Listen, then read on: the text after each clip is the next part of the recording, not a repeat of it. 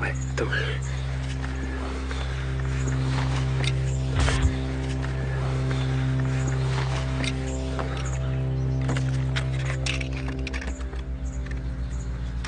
Rabat, Maroc, le 4 juin 2000. Joseph Tual, grand reporter à France 3, filme au petit matin cette parcelle de terre, grande comme un terrain de football. Des images prises à l'arraché et a priori sans valeur. Seul le journaliste qui enquête sur la disparition de Mehdi Ben Barka sait qu'elles ont un prix. Celui de la vérité. Une vérité qui, 50 ans après, obsède toujours autant.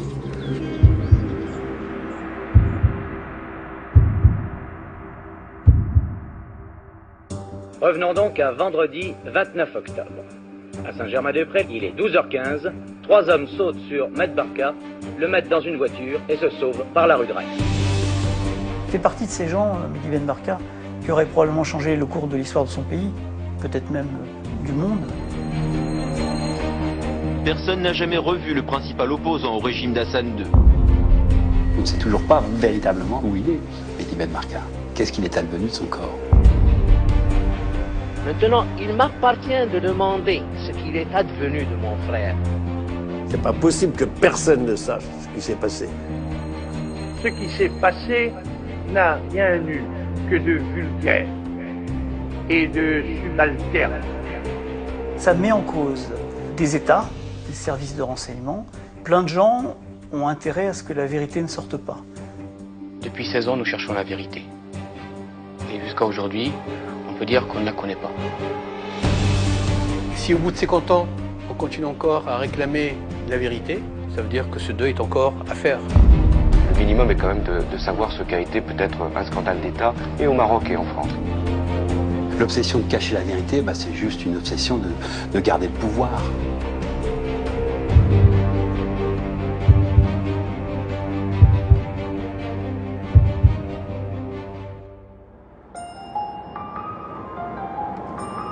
Depuis 24 ans, Joseph Tual enquête sur l'affaire Ben Barka.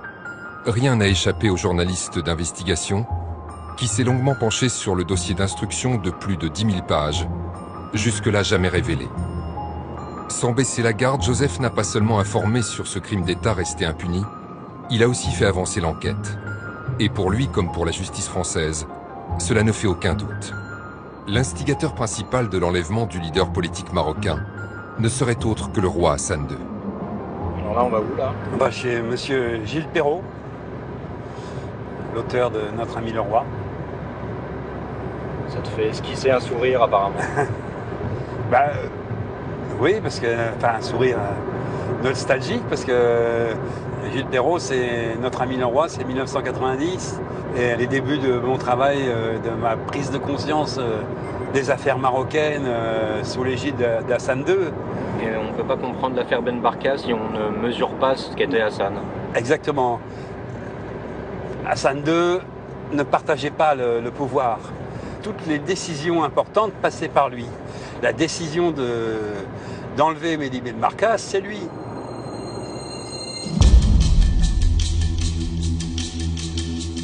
Le vendredi 29 octobre 1965, Mehdi Ben Barka, homme politique influent et leader tiers-mondiste à la stature internationale, a rendez-vous à la brasserie Lippe, boulevard Saint-Germain, avec le cinéaste Georges Franju.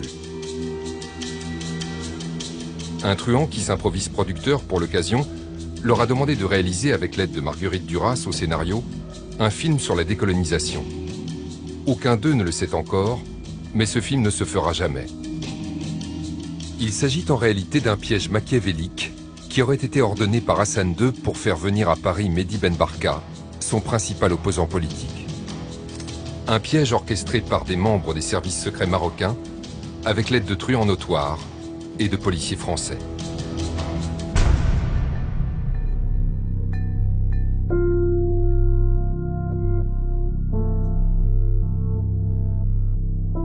Dans les années 90, Gilles Perrault publie un portrait sans concession d'Hassan II, jusqu'alors ami de la France, et révèle au grand public les contours sombres d'un pouvoir exercé par la terreur.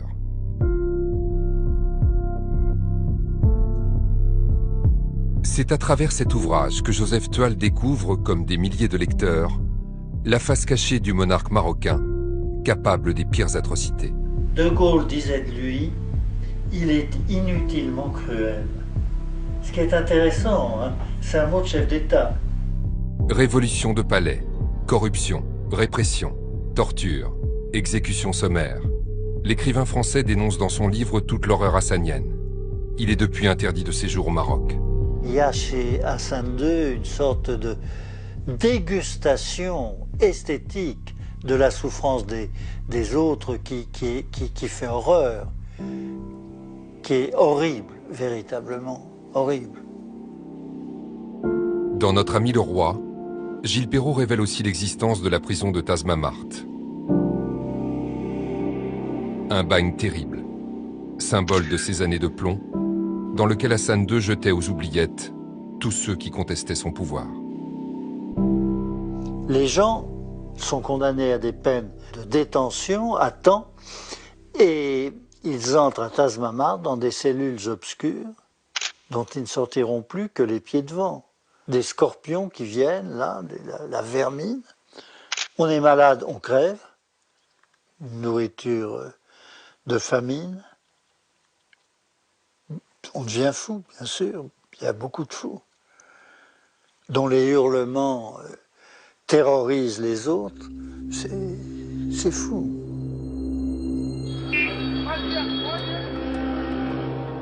Début des années 60 au Maroc. Période post-indépendance.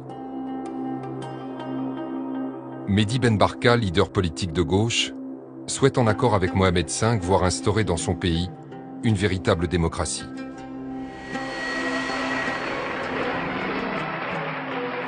En 1961, Hassan II succède à son père et marque une rupture. Pas question pour le jeune souverain de partager le pouvoir. Accusé de complot contre la monarchie, l'opposant politique Mehdi Ben Barka est en exil en Europe. On le dit sur le retour.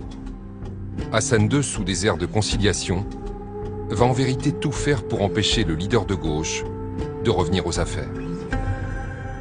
Mehdi Ben Barka, avec Mohamed V, avait comme idée de faire du Maroc un véritable état de droit constitutionnel, régime constitutionnel, comme en Espagne, comme en Belgique, comme en Angleterre.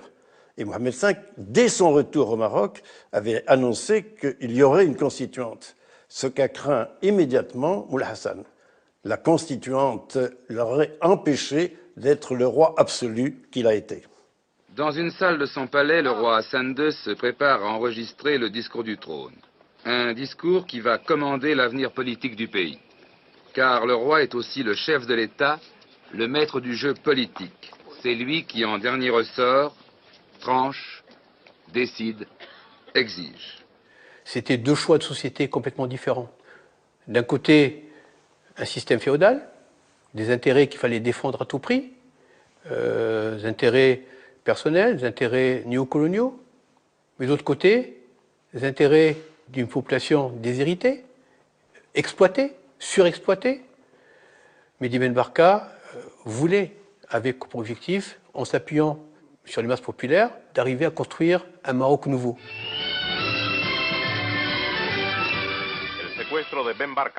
Un Maroc nouveau, mais aussi un monde nouveau. Car l'influence de Mehdi Ben Barka ne se limitait pas à son pays. Son combat, forcément de gauche, était international. Aider le Vietnam de deux formes différentes. Podemos ayudar al Vietnam por medio de dos formas diferentes. D'abord, en ouvrant des fronts de lutte partout où nous le pouvons. Donc chacun de nos peuples, en luttant contre l'impérialisme, aide le Vietnam. En 1965, Hassan II a pris la succession du trône au Maroc. Toujours en exil, Mehdi Ben Barka prépare aux côtés des grands leaders tiers-mondistes la fameuse tricontinentale qui va avoir lieu à Cuba. Une organisation regroupant toutes les forces anti-impérialistes, les peuples et leurs dirigeants, souhaitant accéder à l'indépendance ou poursuivre la décolonisation. C'était quelqu'un qui, dans le jeu international, comptait. Il côtoyait tous les grands leaders de l'époque, Mao, Ho Chi Minh, Fidel Castro ou d'autres, même sur l'échiquier mondial, dans le rapport nord-sud, est-ouest. C'était une personnalité qui comptait. Il y avait, si vous vous souvenez de l'époque, dans les années 60, une opposition entre les Russes du RSS et les Chinois. Donc amener les deux à pouvoir se rassembler à une troïka continentale, Mehdi n'a pu l'obtenir qu'en disant ce n'est pas les États qui vont venir, ce sont les peuples. Señor El Mahdi Ben Barka, presidente del comité preparatorio de la primera conferencia tricontinental.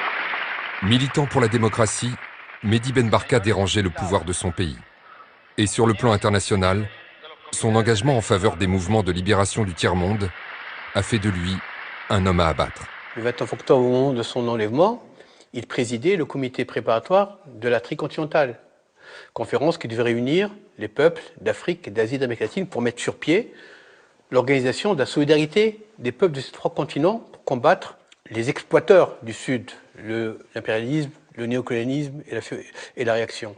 Il est très vraisemblable, nous n'avons pas encore la preuve, mais que les Américains, les États-Unis, qui ne tiennent pas du tout à voir Mehdi Ben Barka venir à la tricontinentale le 10 janvier 1966, vont faire en sorte de donner le feu vert pour que, effectivement, le roi fasse organiser l'enlèvement de Mehdi Ben Barka.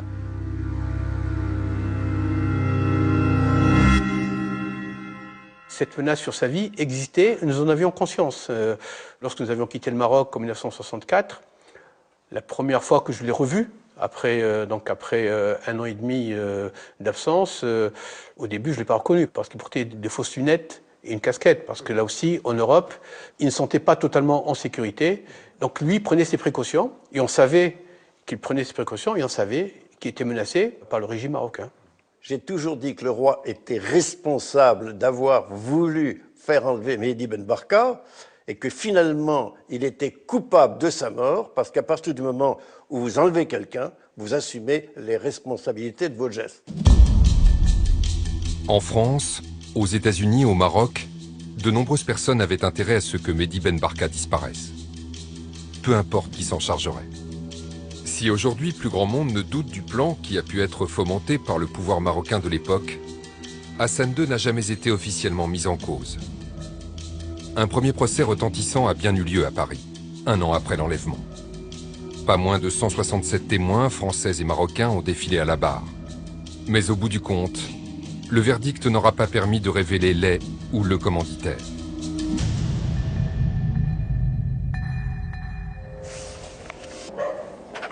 En 2005, pour les besoins de son enquête, Joseph Tual rencontrait pour la dernière fois Antoine Lopez, dit Savonnette, le personnage principal de l'affaire Ben Barka, côté français. Bonjour. Salut. Christian. Bonjour, Christian. Pas un foncier. Ça va? Allez. Ça va pas?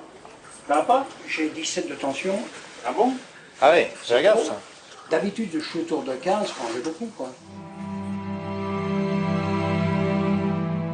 Cet ancien informateur des services secrets français, également à la botte des Marocains, connaît tous les protagonistes mis en cause. Il est un des seuls à avoir été condamné à de la prison ferme pour sa participation avérée à l'enlèvement. Je me mets là parce que ça fait plus clair, non? Comme tu veux, Antoine. En amont de cette interview jamais diffusée, sans se rendre compte que la caméra tournait déjà, Antoine Lopez faisait quelques révélations à Joseph Tual. Tu sais qui était le chef de tout ça? Hassan II. Hassan II, exactement. Ouais. Et c'était un roi. Ben, oui. Si j'avais su que j'allais faire de la tôle, je m'en fous, j'aurais pris du pognon. Parce que Ben Barka, c'était quand même un fouille-merde, hein, au Maroc. Et Hassan II, c'était son ennemi. Il voulait virer, mais Hassan II, Ben Barka. Et il était capable, hein, parce qu'il avait beaucoup de partisans au Maroc. Alors, après, ils ont voulu, les autorités françaises, tout mélanger, apaiser la chose, en me tapant sur la gueule, sans raison. Enfin, ça arrive. Hein. Qui c'est qu'ils ont envoyé en cabane? Mézig. Pas eux. Aucun Marocain. Et pourtant, ils circulaient dans Paris. Alors, disons, s'il y avait quelqu'un qui avait de l'intérêt à faire quelque chose sur Mehdi, c'était les Marocains. Parce que Hassan II jouait sa place. Hein. Antoine Lopez a été condamné en 1967 pour arrestation et séquestration illégale à 8 années de prison. C'est lui qui avait fait le plus de prison dans ce dossier. Il a beaucoup menti, par omission, directement. Il a toujours cherché à minimiser son rôle, mais bon, maintenant il arrive à un âge assez important et je crois qu'il est moins vaillant, on va dire. Mon sentiment, c'est une affaire maroco-marocaine, dans laquelle la cheville ouvrière, bien sûr, est Antoine Lopez, qui va mouiller à la fois la police, dont il est l'informateur, et les services de renseignement dont il est l'honorable correspondant, d'une manière très à droite, en se disant si ça réussit, j'en dis un petit peu, mais pas suffisamment, si ça réussit, ils ne le sauront pas, et si ça échoue, je dirais mais je vous ai prévenu. C'est ce qui s'est passé. Les années ont passé, certains protagonistes ont beaucoup vieilli.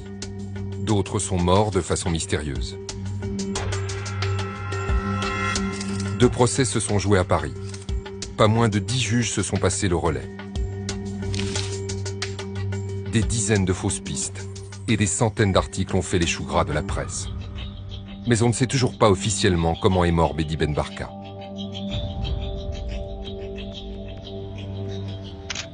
Sur les circonstances de l'enlèvement, peu de mystère.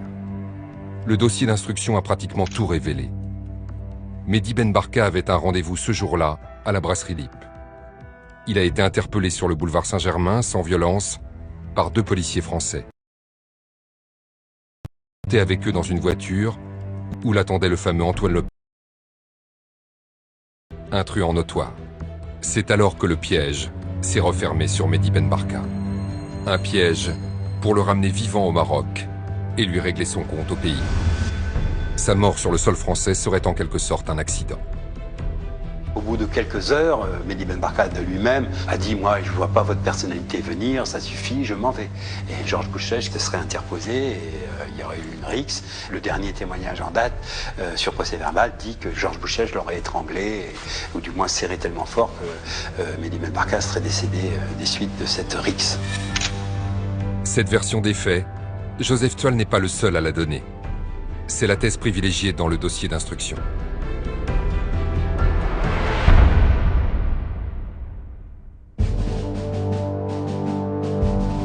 Une autre thèse plus médiatisée mais jamais confirmée par l'instruction a longtemps voulu que le général Oufkir et le commandant de Limi, 2 fidèles d'Hassan II, respectivement ministre de l'Intérieur et chef de la Sûreté du Maroc, viennent en France dès son enlèvement le 29 octobre pour torturer Mehdi Ben Barka et le tuer.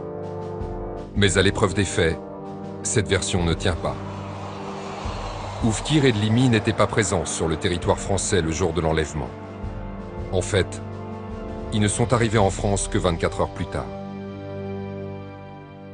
C'est cette mort qui fait venir en France Oufkir, car je pense que Oufkir n'était pas prévu si tôt en France. Il vient, en fin de compte, comme Limi d'ailleurs, ils viennent effacer l'épreuve de l'enlèvement, en tout cas. Du moins, ils viennent pour brouiller les pistes et surtout négocier avec les autorités françaises pour que ça reste un secret d'État. Pourquoi ça tient pas cette merde de micro?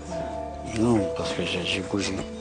C'est en 1993 qu'un des premiers rebondissements majeurs survient dans l'affaire Ben Barka en sommeil depuis des années. Alors que la justice a perdu la trace des truands qui ont enlevé l'opposant marocain, Joseph Toile et une de ses consoeurs recueillent un témoignage capital, celui d'Ali Bourekat. Ce franco-marocain, ancien détenu au Maroc, a été enfermé plusieurs années avec ses 2 frères dans l'une des prisons secrètes du régime d'Hassan II, appelée le PF3. Il raconte sa rencontre avec 3 autres prisonniers français. Il y avait des gardes qui rigolaient toujours avec un, il l'appelait Dédé, un, il l'appelait Pierrot, et un autre qui avait une voix rauque, alors lui, il n'avait pas de surnom. Joseph Toile et sa consoeur comprennent alors qu'il s'agit de truands. 3 des fameux truands recherchés depuis longtemps par la justice française dans l'affaire de l'enlèvement de Mehdi Ben Barka. Un temps protégés par les Marocains, ils en savaient finalement trop pour être laissés en liberté. Le premier personnage que je vois, c'était Boussès. Et il m'était très facile de le reconnaître, puisque d'abord c'est un type que j'avais vu en personne et que j'avais reconnu dans les photos. Tout part du témoignage des frères Bourekat. Pour la première fois, on avait une trace physique des fameux truands de l'affaire, à savoir Georges Bouchèche, Leni, Dubail et par ricochet, Palis. D'un seul coup, on avait une trace concrète d'eux au Maroc, puisque eux-mêmes disaient, voilà, nous, on a été détenus pendant plusieurs mois avec eux. Ils étaient nos voisins de cellule. Donc vous avez en face de vous, dans une des cellules, l'un des acteurs principaux de l'affaire Ben Barka. Oui, la cellule juste mitoyenne à la mienne, c'était Pierre Dubail. Et quelle révélation vous fait-il? Et pourquoi vous parle-t-il d'abord? On parle parce qu'il m'a dit qu'eux, ils n'espéraient plus rien. Alors ils m'ont dit, vous avez la possibilité de sortir, nous sommes condamnés. C'est à ce moment-là qu'Ali Boureka rapporte une confidence troublante. La tête de Ben Barka, il m'a dit, elle est là-bas. Il m'a dit, elle est en face. Et il m'a montré exactement l'endroit où elle était. Il m'a dit, elle est à 3 pas devant la cellule qui est juste en face de toi. Et elle est là sur le... Au PF3. Au PF3. Là, il nous révèle ce détail incroyable, à savoir, ce n'est pas le corps de Mehdi Ben Barka qui est rentré intégralement au Maroc, mais seule la tête aurait été ramenée au Maroc et enterrée dans cette petite prison, à savoir le PF3. Malheureusement, la tradition du Makhzen au Maroc étant ce qu'elle sent, on peut penser que le fait de détacher la tête d'un cadavre pour apporter la preuve de la disparition soit quelque chose qui soit possible. Cette façon de faire d'Hassan II, cruelle, correspond bien à cette possibilité qu'effectivement, seule la tête de Mehdi Ben Barka a été ramenée au Maroc comme preuve que son ennemi était bien mort.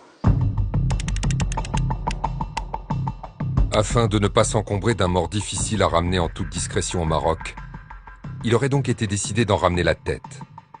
Une preuve plus qu'un trophée de la disparition à jamais de l'opposant gênant. D'autres témoins, dont le médecin personnel du roi, ont déjà évoqué cette thèse et même raconté une scène hallucinante. Le lendemain même, à 2 h du matin, d'après ce que je sais, Oufkir, dans les jardins de la villa du Suissi, présente la tête de Ben Barka au roi. Et ensuite, cette tête est enterrée dans les jardins de la villa Bir Rami, où était enfermé Ali Boureka. Une trame médiévale que la justice française prend aujourd'hui très au sérieux. Aucune thèse n'est folle, à vrai dire. Il faut juste pouvoir les vérifier, mais il y a toujours ces fausses pistes, ces rumeurs. Donc il faut toujours examiner sous l'angle de la recherche d'indices et de preuves.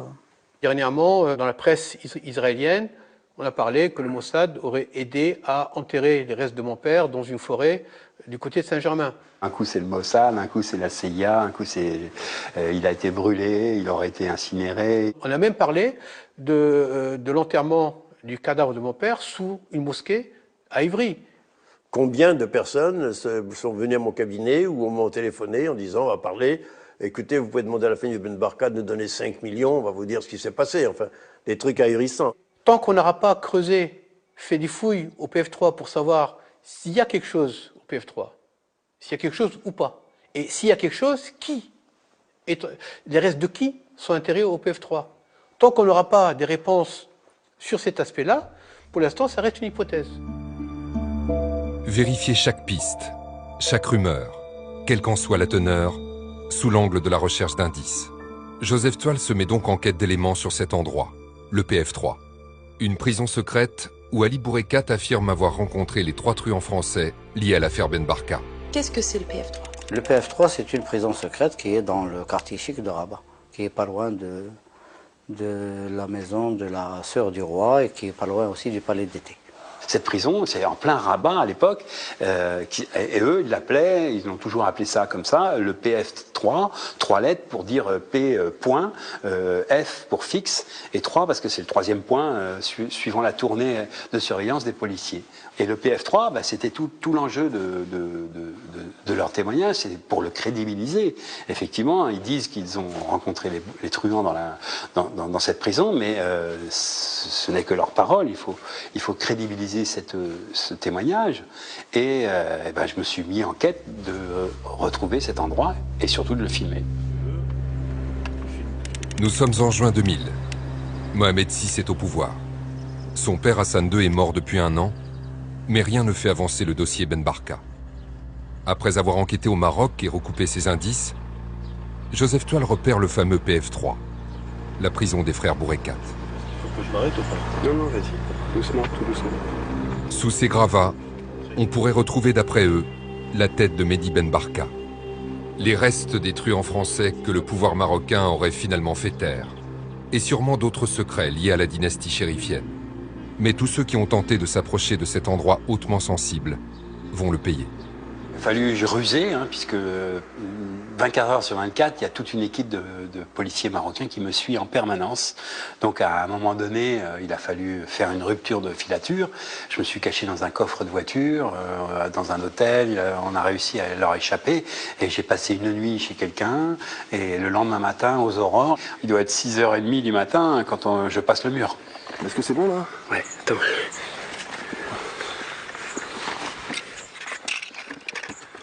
Je suis monté sur les épaules d'un de mes confrères, Ali Emrabet, qui lui a payé cher cette aide qu'il m'a apportée, puisqu'on l'a condamné à 4 ans de prison par la suite, mais c'est probablement ça qui a aussi pesé lourd dans la décision de le faire arrêter.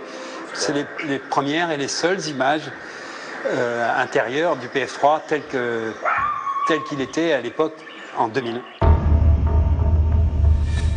Alors le PF3 c'est important puisque ils sont enterrés 3 des 4 truands qui ont participé à cet enlèvement, et peut-être plus. Manifestement, c'est un tabou, puisque c'est un lieu qui est gardé, puisque quand on est allé sur place avec les gendarmes de la section de recherche qui m'assistaient, on a vu qu'il y avait un gardien, un chien, du linge qui séchait, des traces de pas, et c'est un lieu abandonné, un terrain vague, avec des hauts murs, en plein milieu d'une partie très résidentielle, à proximité d'ambassades, de résidences d'ambassadeurs. C'est un peu curieux. À ce moment-là, Joseph me dit j'ai pu filmer, etc.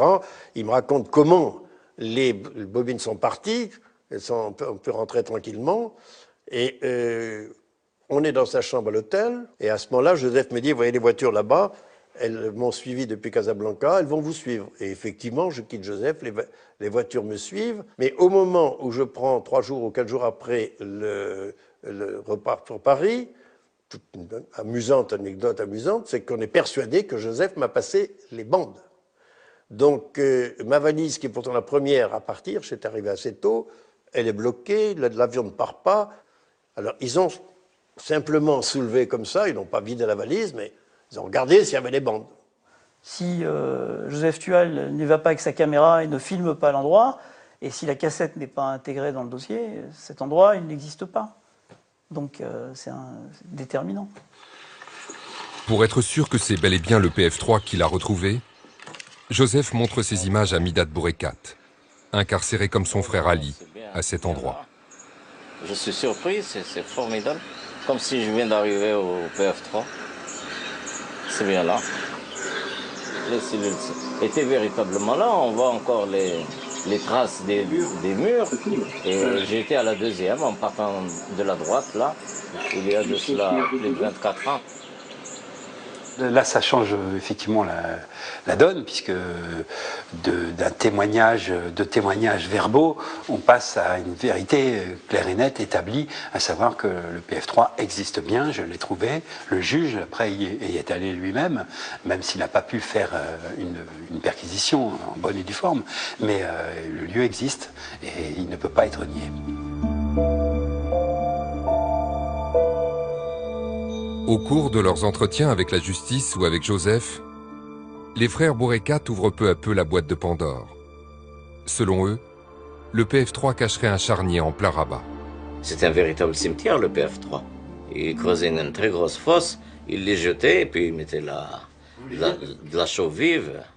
Vous avez vu et assisté à l'enfouissement de moins 30 corps. Ah oui, ou même plus. Au cours de 2 ans que nous sommes restés là-bas, dans notre cours, ils sont venus 5 ou 6 fois. Et à chaque fois, je n'ai pas compté les corps, mais à chaque fois, ils étaient entassés dans la camionnette. Alors je pense qu'il y a une telle réticence pour qu'on aille à cet endroit-là et qu'on le fouille, qu'il y a forcément des éléments de vérité au PF3. On peut le déduire. Si on ne veut pas qu'il s'y édifie un bâtiment, c'est qu'on ne veut pas qu'il y ait des fondations et donc des fouilles. Ni judiciaires, ni immobilières. Joseph ne lâche pas l'affaire. Le journaliste revient sur les lieux quelques semaines plus tard et réalise un nouveau reportage sur le PF3, au nez et à la barbe de ceux censés le surveiller. Il reste quelques points d'ombre de la période Hassan II. Des associations marocaines de défense des droits de l'homme estiment en effet à 600 le nombre de disparitions politiques encore non élucidées. Reportage, Joseph Tual, Alain Chabot. Une rue tranquille dans un quartier huppé de la capitale marocaine. La résidence de l'ancien ministre de l'Intérieur, Driss Basri, se trouve à quelques dizaines de mètres seulement. Nous filmons discrètement. Le sujet est sensible. En ce début juillet, les maçons sont au travail. En quelques jours, ils ont surélevé ce mur qu'ils enduisent maintenant de crépi. Un mur qui masque une ancienne prison politique, le PF3, de sinistre réputation. Mais notre caméra a attiré l'attention. Une voiture de policiers en civil nous rattrape aussitôt. Ses occupants nous prennent plusieurs fois en photo. Un deuxième tournage qu'on a effectué au Baroque, pour voir ce qu'il était advenu du lieu. Et comme ces images, on prend sur le fait, entre guillemets, les maçons en train de maquiller le lieu, puisque de restaurer ce fameux mur et de lui changer son aspect, à certains endroits de le remonter. En gros, ils sont en train de modifier l'aspect extérieur et intérieur du lieu pour, j'imagine, mieux le cacher. Et on apprendra par la suite qu'ils ont planté des centaines d'orangers au cordeau à l'intérieur, et voilà. Mais pour masquer le lieu. Ben, peut-être que les autorités pensent que le temps va faire oublier la réalité de ce PF3 et de ce qu'il y a eu dans ce PF3. Les autorités pensent peut-être qu'en y plantant des orangers, on va oublier qu'avant ce lieu était un lieu de séquestration extrajudiciaire. Des orangers donc, pour faire oublier les horreurs du PF3. Le terrain appartient aujourd'hui à la gendarmerie royale. Il est strictement interdit d'y pénétrer. Qu'à cela ne tienne, Joseph poursuit ses investigations sur Internet. On retrouve le lieu en plein Rabat, quartier des Souissi. Toutes les villas sont équipées de piscines. C'est un quartier chic de Rabat. Grâce à un logiciel bien connu qui permet de revenir quelques années en arrière, voilà ce qu'il a découvert. Quand on remonte dans le temps, on voit le moment notamment où ils ont planté au cordeau tous les orangers. On voit les petits points. Vous voyez tous les petits points. On s'aperçoit que les orangers qui ont été plantés à l'époque ne poussent pas uniformément sur toute la parcelle.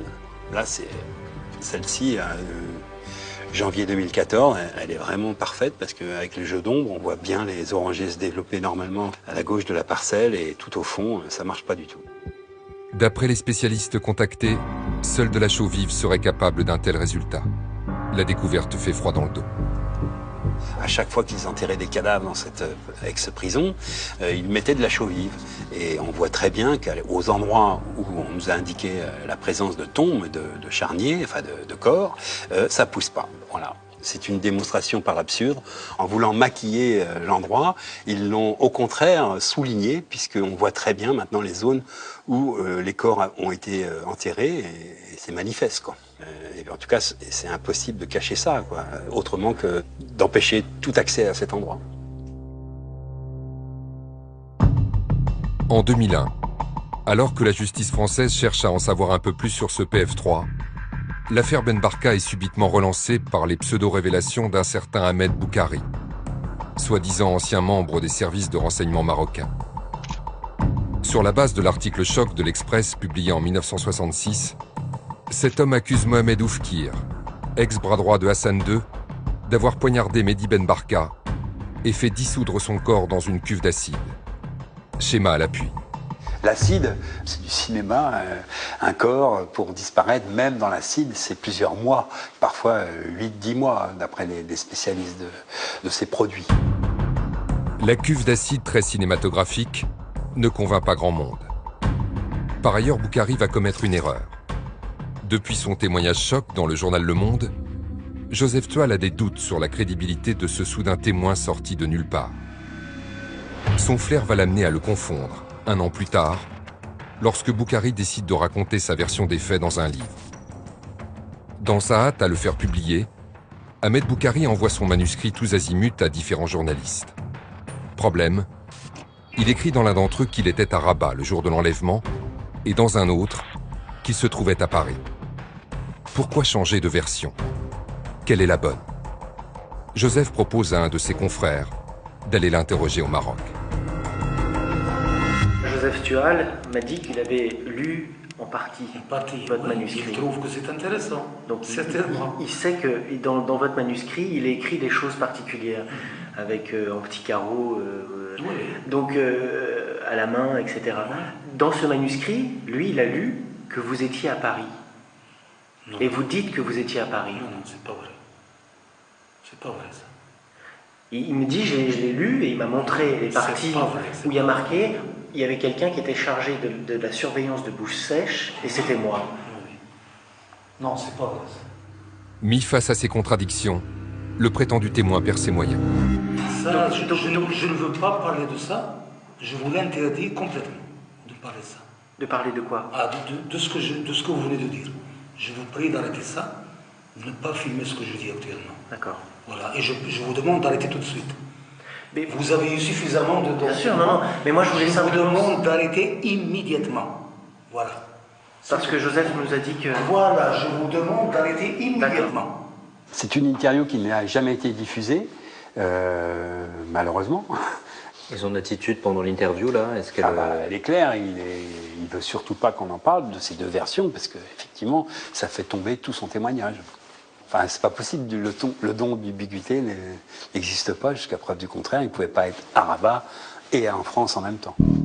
Le mensonge de Boukhari discrédite totalement son témoignage. L'homme a-t-il été manipulé par les services marocains pour faire oublier les mystères du PF3? Il n'empêche. L'obstination des autorités marocaines à dissimuler la vérité ne décourage ni Patrick Ramael, ni Joseph Toile. Des témoins liés de près à cette affaire sont encore en vie au Maroc. Le juge et le journaliste vont les identifier. Larbi Chtouki. Son nom est cité dans quasiment toutes les pages du premier dossier d'instruction. C'est lui qui aurait recruté, organisé et synchronisé l'enlèvement de Mehdi Ben Barka. Et pourtant, Chtouki, c'est le fantôme de l'histoire. C'est celui que personne n'a jamais retrouvé. Et pour cause, ce n'est pas sa véritable identité. Il s'appelle en fait Miloud Tounsi. C'est un ancien commissaire des services secrets marocains.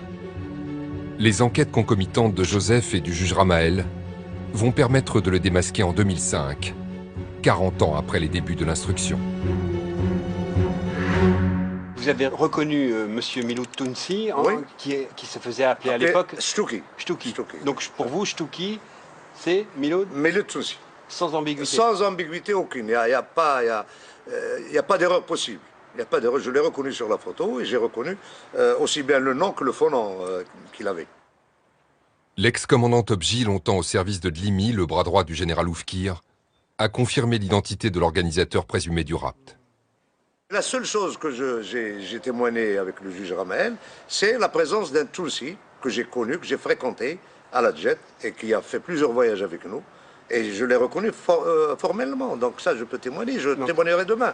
Si le juge a besoin de moi, je viendrai pour témoigner. Et vous avez jamais parlé de sa participation dans l'affaire Ben Barka? Et une fois, il s'est vanté. C'est-à-dire? Il m'a dit, sous le sceau de la confidence, qu'il avait participé. Mais à quel niveau, je ne sais pas. Il vous a carrément dit qu'il avait participé? Je l'ai dit au juge, d'ailleurs. Je l'ai dit au juge Ramael. Ce témoignage renforce ce que le juge avait découvert quelques mois plus tôt. Sur commission rogatoire, Patrick Ramael avait récupéré des photos, des vidéos et même l'écriture de Miloud Tounsi. L'expertise graphologique révélait que Chtouki et Tounsi étaient en fait une seule et même personne. Donc lui détient la vérité. Ah bah, si Tounsi voulait bien nous parler de l'affaire Ben Barka, oui, on en saurait déjà beaucoup plus. Et notamment, lui sait ce qu'il est advenu du corps. Il est vivant. Il habite à Rabat, à quelques centaines de mètres de l'avenue Ben Barka. Il sait plein de choses. Et lui, il n'a pas été invité par son pays à témoigner, à raconter ce qui s'est passé. La vérité est forcément détenue par quelques personnes au Maroc.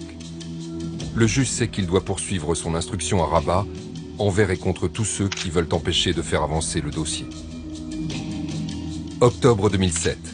Patrick Ramael frappe un grand coup et lance 5 mandats d'arrêt internationaux contre 2 policiers et 2 hauts fonctionnaires marocains cités dans l'affaire. Et un dernier mandat contre Miloud Tounsi, alias Touki, aujourd'hui l'homme clé pour connaître la vérité sur la disparition du leader socialiste. Aujourd'hui, nous vous révélons en exclusivité que le juge chargé de l'enquête sur cette disparition lance 5 mandats d'arrêt internationaux contre d'actuelles hautes personnalités militaires et politiques marocaines. Une initiative qui pourrait troubler les relations entre Paris et Rabat le jour même, on l'a vu, de la visite de Nicolas Sarkozy au Maroc. Pour donner plus de poids à ces mandats d'arrêt, le juge n'a pas choisi sa date au hasard. Le 22 octobre 2007, jour de la visite au Maroc du président français. Furieux d'une telle audace de la part de la justice française, le protocole marocain annule le dîner officiel prévu le soir même. Furieuse l'était Rachida Dati, ministre de la Justice à l'époque. Furieux l'était également Nicolas Sarkozy, qui effectuait sa première visite en tant que chef d'État à l'étranger. De guerre lasse, si on peut dire ça comme ça, le juge, voyant qu'on le baladait, qu'on ne voulait vraiment pas lui donner la permission d'interroger simplement ces personnes-là à titre de témoin, n'a plus qu'un seul acte à faire, c'est les mandats d'arrêt, dans ces cas-là, les mandats d'amener, pour que les personnes se présentent devant la justice française. Ce qui n'obère pas de leur culpabilité pour autant, hein, mais bon, c'est une façon coercitive d'obtenir ces auditions. Nicolas Sarkozy, il estime que ce genre de révélation à ce moment donné, c'était pour gâcher son voyage. C'est-à-dire, en gros, c'était pas contre les Marocains, mais contre lui. Lui, dès que ça l'arrange pas, c'est toujours contre lui. Mais bon, dans le cas présent, ce n'était qu'un accessoire. Pour avoir un retentissement médiatique, c'est tout. Mais un accessoire quand même. Depuis des années, nous attendions du Maroc l'exécution de commissions rogatoires précisément touchant ces personnes. Le gouvernement marocain, sans doute par la pression des sécuritaires, n'agissant pas, il était temps que M. Ramael décide de prendre une pareille décision et décide des mandats d'arrêt internationaux. Depuis 2003, le Maroc et ses commissions rogatoires, elles ne sont pas exécutées. Il y a bien un refus marocain et on a complété avec le PF3, on a complété, etc. En fait, tout ce qu'on a pu savoir, tout est lié. Or, c'est niet. 2003, 2005, commission rogatoire, renouvelée, plusieurs reprises, rien. Peu avant de quitter mes fonctions, j'ai fait une démarche inhabituelle pour moi, qui était d'aller rencontrer un haut responsable du Parti socialiste pour faire passer le message au président Hollande en lui disant que la France se grandirait à faire que la vérité avance, que des pressions soient exercées auprès des autorités marocaines et que les mandats d'arrêt, première démarche juridique simple, soient diffusés. Et je m'attendais à peut-être un plus grand enthousiasme de la part de mon interlocuteur, qui a transmis, m'a-t-il dit, mais je ne crois pas avoir aperçu que les mandats d'arrêt avaient été finalement diffusés. Donc je crois que cette démarche a été inutile. On voit bien que notre action, qui a duré, donc cette action de ces comptants, pour empêcher le dossier, pour empêcher l'étouffement du dossier, pour continuer à se battre pour connaître la vérité, cette action gêne. Ni le Maroc ni la France ne tiennent à faire avancer ce dossier. Au contraire, il y a comme une obstination à bloquer son instruction.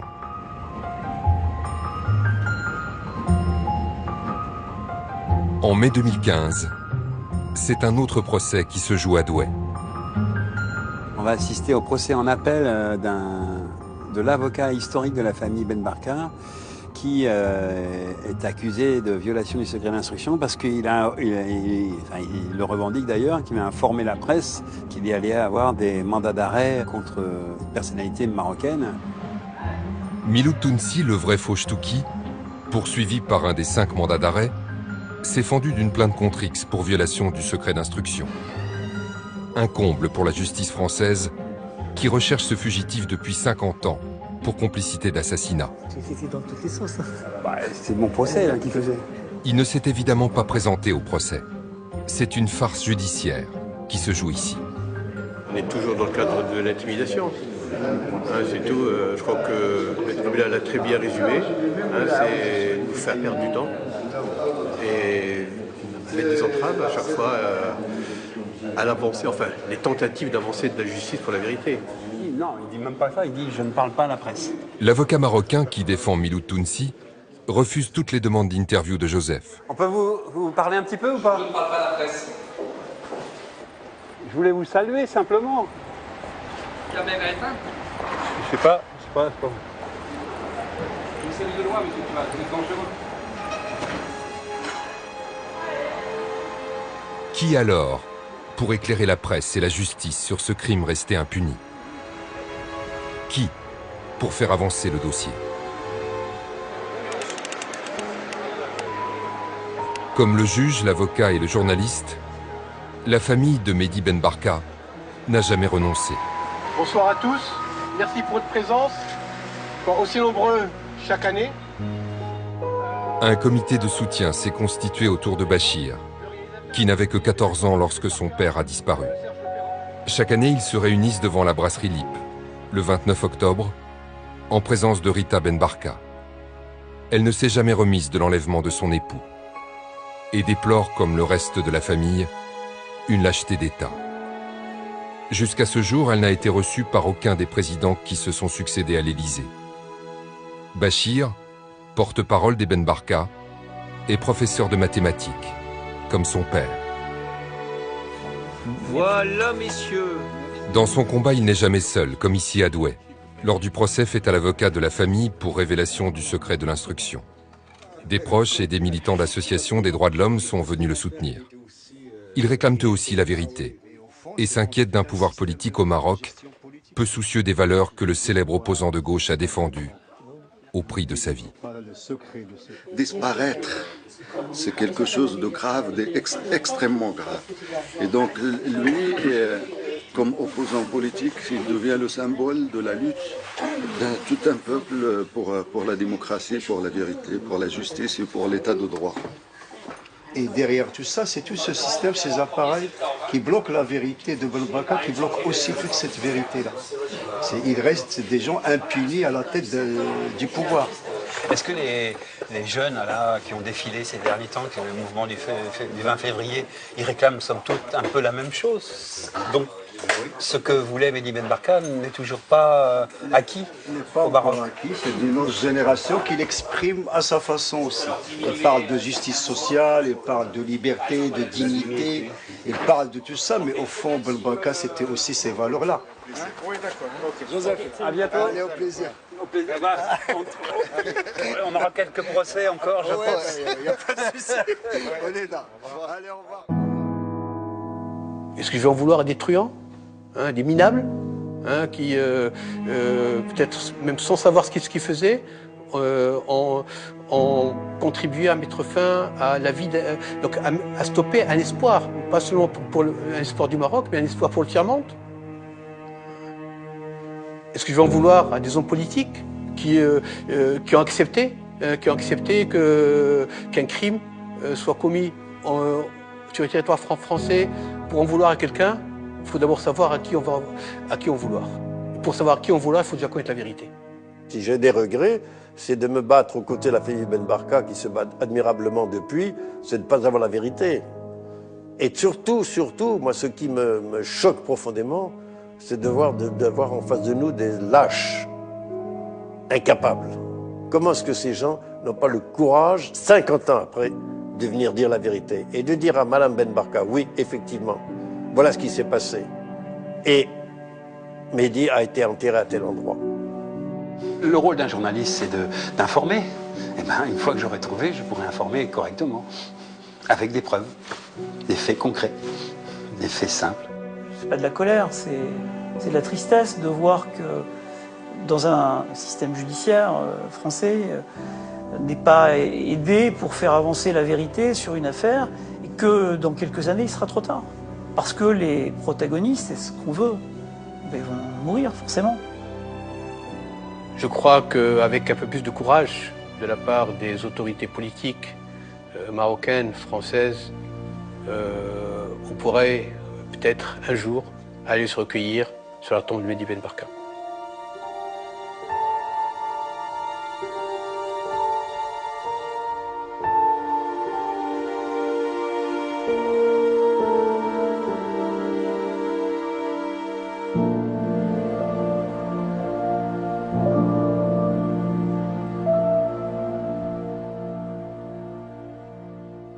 Alors, sire, venons-en à un point qui demeure mystérieux, un point qui fait couler le plus d'encre. Je veux parler de ce qu'on a appelé l'affaire Ben Barka. L'assassinat politique n'a jamais été et ne sera jamais dans l'éthique de la monarchie marocaine. Soyez assurés que j'ai été moi le premier outré et révolté quand j'ai appris la disparition de M. Ben Barka. Toujours est-il, c'est que je l'ai dit dans une déclaration, j'ai toujours tenu à pouvoir accomplir mon devoir de croyant, à entrer dans une mosquée en n'ayant pas sur mes mains la moindre tache de sang innocent.